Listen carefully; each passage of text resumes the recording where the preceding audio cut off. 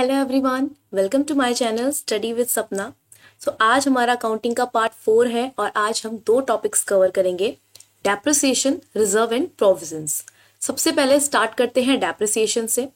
Depreciation आपने class 11 में अच्छे से पढ़ा होगा। डेप्रिसिएशन का मतलब क्या होता है कि जब भी किसी फिक्स्ड एसेट्स की वैल्यू क्या हो जाती है, डिक्लाइन हो जाती है उसके ज़्यादा से ज़्यादा यूज़ करने पर, या फिर टेक्नोलॉजी के आउटडेटेड होने पर, या फिर टाइम के बीतते साथ अगर किसी फिक्स एसेट की वैल्यू डिक्रीज होती है तो उसे हम कहते हैं depreciation. Depreciation means decline in the value of fixed asset due to passage of time, due to use और obsolescence। ठीक है, इसके अलावा डेप्रिसिएशन कुछ और तरीके से भी जाना जाता है। जैसे यहाँ ये तो हमने पढ़ लिया कि अगर हम फिक्स्ड एसेट की बात करें और उसकी वैल्यू अगर घटे तो उसे हम डेप्रिसिएशन कहते हैं, एक्सेप्ट फॉर लैंड। लैंड का हमें पता है कि इसकी वैल्यू अप्रिशिएट होती है, डेप्रिसिएट नहीं होती। लेकिन अगर कोई नेचुरल रिसोर्सेज हैं और उनकी वैल्यू डिक्रीज हो रही है तो उसे हम कहते हैं डिप्लीशन। अगर कोई इनटेंजिबल एसेट्स है जिसकी वैल्यू डिक्रीज हो रही है उसे हम कहते हैं अमोर्टाइजेशन, जैसे कि पेटेंट या फिर आप कह सकते हैं गुडविल। तो ये सारी चीजों की जब वैल्यू डिक्रीज होती है उसे हम कहते हैं अमोर्टाइजेशन। नेक्स्ट, जो प्लांट्स, मशीनरी और इन्वेंट्री हैं, जब ये आउटडेटेड हो जाते हैं तो इनको हम कहते हैं ऑब्सोलेंस, कि इनकी वैल्यू ऑब्सोलेंस हो गई है, अब ये आउटडेटेड हो गए हैं। ठीक है, तो सिंपल डेप्रिसिएशन मतलब फिक्स्ड एसेट्स की वैल्यू का डिक्रीज होना उसके यूज करने से, टाइम के बीतने से या फिर आउटडेटेड होने से। नेक्स्ट आता है डेप्रिसिएशन की कॉजेस, की डेप्रिसिएशन क्यों होता है। वेरियस कॉजेस हैं। डेप्रिसिएशन ध्यान रखिएगा AS 6 के अंदर आता है, अकाउंटिंग स्टैंडर्ड 6। ठीक है, अब डेप्रिसिएशन होता है फिजिकल वेयर एंड टेयर से, जैसे जैसे टाइम बीता है उसकी वजह से, लीगल राइट्स खत्म होने की वजह से, ऑब्सोलेंस यानी कि आउटडेटेड होने की वजह से, या फिर कुछ एबनॉर्मल रीजंस भी हो सकते हैं। तो ये डेप्रिसिएशन के कॉजेस हैं। अब हमें डेप्रिसिएशन की जरूरत क्यों है? नीड फॉर डेप्रिसिएशन, देखिए matching of cost and revenue. हम लेकर आते हैं किसी भी मशीनरी को, उसकी वैल्यू घटती रहती है और उनको मैच करने के लिए, कॉस्ट और रेवेन्यू को मैच करने के लिए हमें डेप्रिसिएशन की जरूरत पड़ती है। कंसिडरेशन ऑफ टैक्स, डेप्रिसिएशन एक टैक्स में हमारी हेल्प करता है। True and fair financial position बताता है हमारी फर्म की। Compliance with the law, law को फॉलो किया जाता है क्योंकि लॉ में लिखा गया है कि आपको डेप्रिसिएशन फॉलो करना होगा, तो कंप्लायंस विद लॉ, लीगल के साथ आपको चलना होगा, इसीलिए आपको डेप्रिसिएशन की जरूरत पड़ती है। अब बात करें क्या फैक्टर्स हैं जो डेप्रिसिएशन को अफेक्ट करेंगे। हमारे पास 3 फैक्टर्स हैं। पहला उसकी कॉस्ट, कि हमने उस एसेट को कौन से वैल्यू पे परचेज किया था। नेक्स्ट उसकी एस्टिमेटेड नेट रेसिडुअल वैल्यू, मतलब कि कितनी वैल्यू है या फिर कितना ऐसा पार्ट है जो कुछ टाइम बाद रेसिड्यू हो जाएगा, खराब हो जाएगा। थर्ड है एस्टिमेटेड यूजफुल लाइफ, कि कोई भी अगर फिक्स्ड एसेट है तो उसकी वैल्यू कितने टाइम तक रहेगी, मतलब क्या उसका टाइम पीरियड रहेगा, क्या उसकी लाइफ साइकिल रहेगी जितने में वो सरवाइव करेगा। नेक्स्ट हम बात करते हैं मेथड्स। डेप्रिसिएशन के हमारे पास मेनली 2 मेथड्स हैं, स्ट्रेट लाइन मेथड और return down value method. Straight line value method होता है जहां पर हर साल के लिए एक फिक्स्ड अमाउंट का डेप्रिसिएशन होता है, एक फिक्स परसेंटेज है जो हमेशा किस पे लगता है, ओरिजिनल कॉस्ट पे। ठीक है, और हर साल इसे लिखा जाता है और इसको दूसरा नाम क्या कहते हैं, ओरिजिनल कॉस्ट मेथड और फिक्स्ड इंस्टॉलमेंट मेथड। ये सबसे अर्लीस्ट और वाइडली यूज किया जाने वाला मेथड है जो डेप्रिसिएशन हमें एग्जैक्टली बताता है। स्ट्रेट लाइन मेथड क्या है, जहां पर वो बिल्कुल स्ट्रेट है, मतलब कि हर साल एक फिक्स्ड अमाउंट डेप्रिसिएशन का चार्ज किया जा रहा है। जैसे सपोज आप 1 लाख रुपए की कोई मशीनरी लेकर आए हो और उस पर आप 10% डेप्रिसिएशन लगाते हो, तो एवरी ईयर आप उसकी 10,000 डेप्रिसिएशन लगाओगे उसकी ओरिजिनल कॉस्ट पे, तो वो हमेशा सेम रहेगी क्योंकि कॉस्ट तो हमेशा सेम रहनी है। इसीलिए इसे ओरिजिनल कॉस्ट मेथड भी कहते हैं और फिक्स्ड इंस्टॉलमेंट मेथड भी कहते हैं। अब इसका फॉर्मूला क्या होता है, डेप्रिसिएशन कैसे फाइंड आउट किया जाता है। तो डेप्रिसिएशन में जो भी हमारे पास कॉस्ट है, एसेट की जो कॉस्ट है, उसमें से उसकी NRV मतलब रेसिडुअल वैल्यू जो है उसे हम लेस कर दें और डिवाइड कर दें उसकी यूजफुल लाइफ से, तो हमें डेप्रिसिएशन पता चल जाता है। अगर आपके पास परसेंटेज गिवन नहीं हो, परसेंटेज गिवन हो तो आप सिंपली कॉस्ट में परसेंटेज कैलकुलेट करके डेप्रिसिएशन निकाल सकते हैं। ठीक है, देखिए यहाँ पे बता रखा है रेट ऑफ डेप्रिसिएशन जब दिया होता है तो एनुअल डेप्रिसिएशन और कॉस्ट ऑफ एसेट इंटू 100, ये फॉर्मूला है जब आपको रेट ऑफ डेप्रिसिएशन फाइंड करना हो, कि जितना डेप्रिसिएशन आपने यहां से फाइंड आउट किया डिवाइड कर देंगे cost of asset and multiply by 100। ठीक है, तो यहाँ पर क्या निकल के आ जाएगा आपका रेट ऑफ डेप्रिसिएशन। जैसे पिछले क्वेश्चन में अगर मैंने 1 लाख अमाउंट बोली, कॉस्ट बोली और 10,000 उसका डेप्रिसिएशन बोला, तो इसको अगर आप वैल्यू प्लेस करेंगे तो एनुअल डेप्रिसिएशन आपका 10,000 हो जाएगा, कॉस्ट ऑफ एसेट आपकी 1 लाख हो जाएगी इनटू 100। जब आप इसको सॉल्व करेंगे आपका आंसर सिंपल आ जाएगा 10%। ओके, नेक्स्ट आता है हमारे पास रिटर्न डाउन वैल्यू मेथड। सो रिटर्न डाउन वैल्यू मेथड क्या होता है, हर साल यहाँ पर जो भी डेप्रिसिएशन की अमाउंट है वो फिक्स नहीं रहती, यहाँ पर हर साल वैल्यू चेंज होती रहती है और जो वैल्यू बच जाती है फर्स्ट ईयर की डेप्रिसिएशन लगने पर उस पर हर साल डेप्रिसिएशन लगेगा। जैसे सपोज आपका एसेट था 1 लाख का, इस पे आपने डेप्रिसिएशन लगाया 10,000 का, तो वैल्यू कितनी बची 90,000। अब आप जो डेप्रिसिएशन लगाएंगे वो 1 लाख पर नहीं लगाएंगे, अब उसकी ये वाली वैल्यू पर लगाएंगे जो वैल्यू रिटर्न डाउन होकर बची है, यानी कि 10,000 अब इस पे लगेगा और यहाँ पे क्या हो जाएगा 80,000। ऐसे ही आप करते जाएंगे जितना भी उसका यूजफुल टाइम पीरियड रहेगा। So under this method depreciation is charge over the book value of the asset. Book value पे चार्ज किया जाता है, वहां पर कॉस्ट पे। It involves charging a fixed rate on the return down value.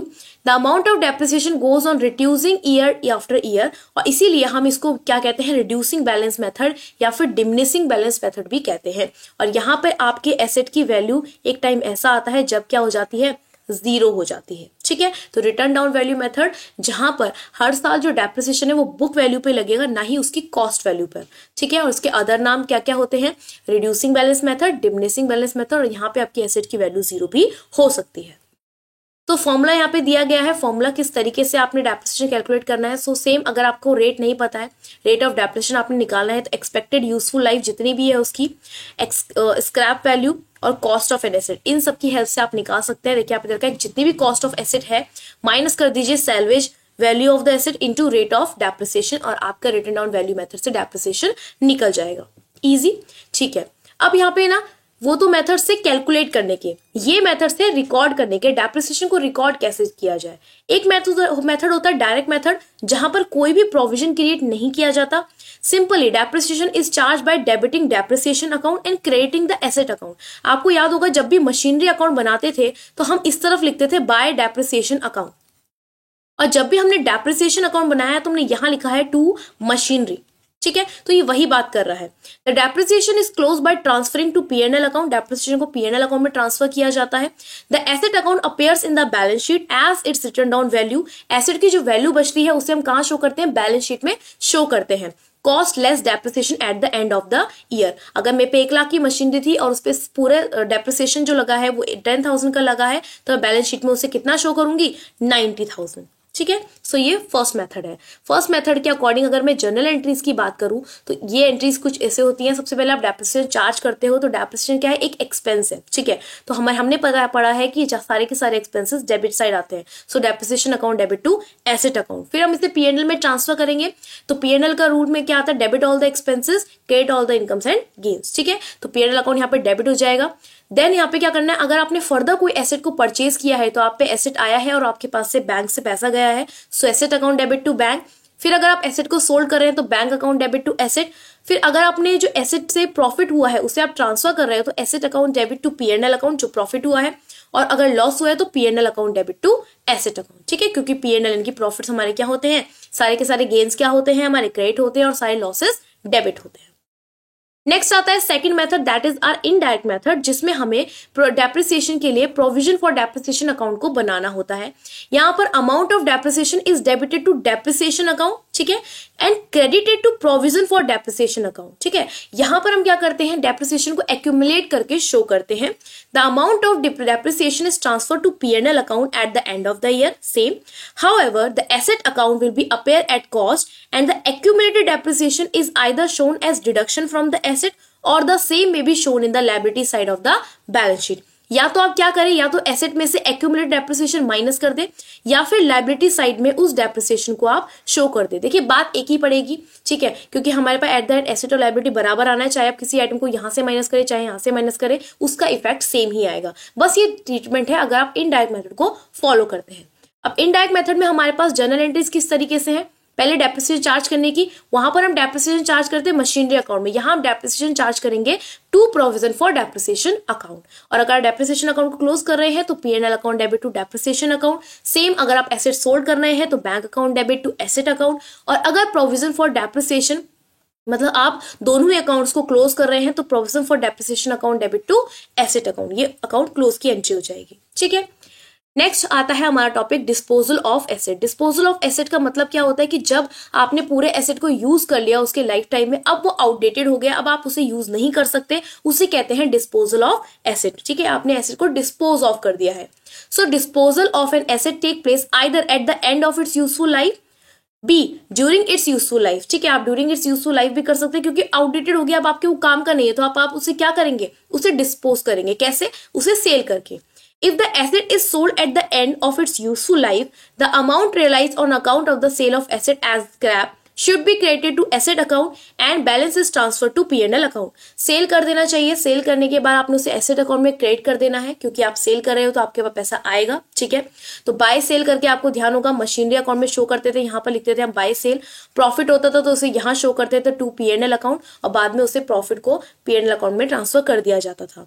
If the sale proceeds exceed the book value of the asset, मतलब कोई profit हो रहा है, ठीक है, या फिर कोई भी लॉस हो रहा है तो उसको हम P&L अकाउंट में ट्रांसफर कर देते थे। सो ये था डिस्पोजल ऑफ एसेट और इसकी कुछ जर्नल एंट्रीज हैं, जैसे कि अगर आप एसेट डिस्पोज कर रहे हैं मतलब कि आप सेल कर रहे हैं तो आपके पास पैसा आएगा तो कैश या bank account debit to asset account, और अगर प्रॉफिट या फिर लॉस है, अगर प्रॉफिट हुआ है तो P&L अकाउंट क्रेडिट हो जाएगा और अगर लॉस हुआ है तो P&L अकाउंट क्या हो जाएगा, आपका डेबिट हो जाएगा। सिंपल। ओके, अब एसेट डिस्पोजल अकाउंट का फॉर्मेट कुछ इस तरीके से है। यहाँ पे देखिए, सबसे पहले आप लिखते हैं यहाँ पे टू एसेट। ठीक है, यहाँ पर आता है प्रोविजन फॉर डेप्रिसिएशन, जो भी उस पर डेप्रिसिएशन लगा है।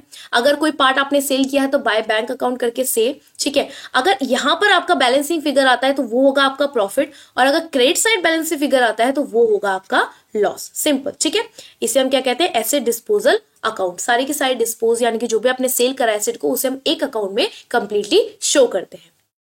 अब हम बात करते हैं प्रोविजन एंड रिजर्व्स। डेप्रिसिएशन हमारा खत्म हो चुका है, तो प्रोविजन एंड रिजर्व्स में हम पढ़ते हैं प्रोविजन और रिजर्व के बीच का डिफरेंस। देखिए, प्रोविजन का मतलब होता है कि जब आप फ्यूचर के लिए कोई भी पैसे को साइड रखते हैं, मतलब फ्यूचर के लिए होने वाली आगे कोई ऐसी चीज जिसके बारे में आपको पता नहीं है लेकिन हो सकता है फ्यूचर में हो, ठीक है, उसके लिए जब आप पैसे साइड रखते हैं तो उसे आप कहते हैं प्रोविजन। लेकिन रिजर्व्स का मतलब होता है to retain a part of profit for future use. ठीक है, दोनों ही चीज फ्यूचर के लिए, बट ये होता है कि एक्सपेक्टेड है और ये है अनएक्सपेक्टेड। ठीक है, जैसे मैं बोलूं अगर कि प्रोविजन फॉर डाउटफुल डेट्स, तो मैं ये एक्सपेक्ट कर रही हूं कि हो सकता है जो मेरे डेटर्स है वो मुझे पैसा ना दे। ठीक है, तो यहाँ पर जो लायबिलिटी है वो एक्सपेक्टेड है, वेयर रिजर्व में एक्सपेक्टेड नहीं होता, अनएक्सपेक्टेड होता है। प्रोविजन हमारा चार्ज अगेंस्ट प्रॉफिट होता है, यानी कि इसे हमें क्रिएट करना ही होता है वेदर हमें प्रॉफिट हो या ना हो। लेकिन रिजर्व हमारा एप्रोप्रिएशन ऑफ प्रॉफिट होता है कि जब आप पे प्रॉफिट होगा तभी आप उसे साइड क्रिएट करेंगे। ओके, यहाँ पर प्रोविजन जो है वो किस लिए प्रोवाइड किया जाता है, नॉन लायबिलिटीज के लिए या फिर एंटीसिपेटेड लॉस के लिए। आपको लायबिलिटीज अपनी पता है, लेकिन यहाँ पे अपनी कैपिटल एम्प्लॉयड को आप इंक्रीज करने के लिए करते हैं, क्योंकि अगर आप सारा ही पैसा खर्च कर देंगे तो फिर आप बचाएंगे कैसे, तो ये उसके लिए भी क्रिएट किया जाता है कि ताकि आप थोड़ी सेविंग्स कर सके। प्रोविजन क्रिएट करना नेसेसरी नहीं होता, लेकिन रिजर्व आपको क्रिएट करना चाहिए। कुछ स्पेशल रिजर्व्स के अलावा आपको पर्टिकुलर रिजर्व्स तो आपको क्रिएट करने ही चाहिए। ठीक है, जो प्रोविजंस होते हैं उन्हें हम कहाँ शो करते हैं, अगर इन केस ऑफ एसेट, अगर हम कह रहे हैं कि प्रोविजन कोई एसेट के लिए क्रिएट किया गया है, it is shown as a deduction from the concern asset. उस एसेट से डिडक्ट कर देंगे। जिसमें अगर बोलूं डाउटफुल डेट्स, तो ये मेरे एसेट्स है, तो इसको हम जो मेरे डेटर्स होंगे वहां से क्या कर देंगे, डिडक्ट कर देंगे। While if a provision for liability, जैसे सपोज अगर मैं टैक्स के लिए शो कर रही हूँ प्रोविजन फॉर टैक्स, तो वो कहाँ शो किया जाएगा, लायबिलिटीज साइड। Whereas जो रिजर्व्स होते हैं ये हमेशा लायबिलिटी साइड्स आते हैं। ठीक है, नेक्स्ट हमारे पास आते हैं टाइप्स ऑफ रिजर्व्स। तो टाइप्स ऑफ रिजर्व्स में हमारे पास मेनली दो कैटेगरी है, capital reserve and revenue reserve. और कैपिटल रेवेन्यू रिजर्व के अंदर तीन फर्दर कैटेगरी है, general, specific and secret. So सबसे पहले हम बात करते हैं टाइप्स ऑफ रिजर्व्स में रेवेन्यू रिजर्व्स की। So revenue reserves are those reserve which is created from reserve profits which arise out of normal operating business activity। normal business activity से जो भी आप पैसा अर्न कर रहे हैं और वहां से आप कुछ रिजर्व्स को साइड निकाल के रख रहे हैं, उसे हम कहते हैं रेवेन्यू रिजर्व्स। ठीक है, that are freely available for distribution as dividend are known as revenue reserves। अब यहाँ पे आते हैं जनरल रिजर्व्स एंड आते हैं स्पेसिफिक रिजर्व्स। जनरल रिजर्व जिसका पर्पस कुछ स्पेसिफिक नहीं है, मतलब आप उसे किसी भी पर्पस के लिए यूज कर सकते हैं, दीज आर फ्री। ठीक है, इन्हें आप फ्री रिजर्व भी कहते हैं और कॉन्टिजेंसी रिजर्व भी कहते हैं, कि जैसे सिचुएशन अराइज होगी उसके अकॉर्डिंग आप इसे यूज करेंगे। वेयर एज जो स्पेसिफिक रिजर्व होते हैं ये वो रिजर्व होते हैं जो किसी पर्टिकुलर पर्पस के लिए क्रिएट किए गए हैं। जैसे कि आपने सुना होगा workman compensation reserve, investment fluctuation fund, debenture redemption reserve, dividend equalisation reserve. तो ये सारे पर्टिकुलर रिजर्व हैं जो पर्टिकुलर पर्पज से क्रिएट किए गए हैं। नेक्स्ट आता है हमारे पास capital reserve. So capital reserves that are created out of capital profits and are not available for distribution as dividend. ऐसे प्रॉफिट्स मतलब ऐसे प्रॉफिट्स जिनसे आप पैसा साइड रख रहे हैं लेकिन किस पर्पस के लिए, जो कि डिस्ट्रीब्यूशन पर्पस के लिए बिल्कुल ना हो, उन्हें हम कहते हैं capital reserves, which can be use for working off capital losses और issue of bonus shares. For example capital profits are premium on issue of shares of debentures, profit on sale of fixed asset. जो आपके normal day to day operation से create नहीं किए जाते हैं उन्हें हम कहते हैं कैपिटल रिजर्व। और लास्ट हमारे पास आता है secret reserve, which is not so important, पर थोड़ा देख लेते हैं। सीक्रेट रिजर्व का मतलब होता है that amount by which the assets of an organisation are understated और इट्स लाइबिलिटीज आर ओवरस्टेटेड।